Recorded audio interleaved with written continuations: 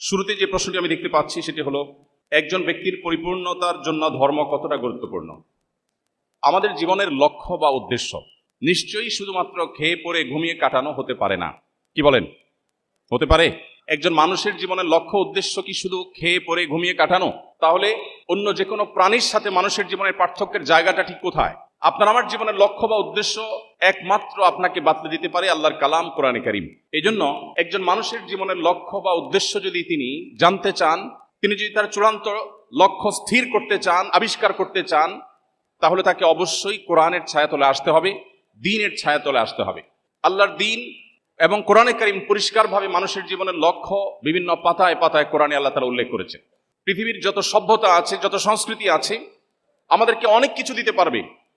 মানুষ পৃথিবীতে কেন এসেছে, কোথা থেকে এসেছে, কোথায় ব্যাক করে যাচ্ছে, কালের গর্ভে হারিয়ে যাচ্ছে, তার পরের পরিণতি ঠিক কোথায়, এ সম্পর্কে ধারণা দিতে পারে একমাত্র কোরআনে কারীম।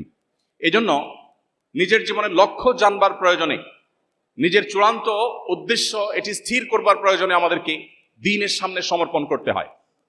এছাড়া প্রকৃতিগতভাবে আল্লাহ রাব্বুল আলামিন মানুষকে সৃষ্টি করেছেন এমনভাবে, প্রত্যেকটা মানুষ জন্মগতভাবে, প্রকৃতিগতভাবে মহান রব্বুল আলামিনের কাছে নিজেকে সমর্পণ করবার চেষ্টা করে।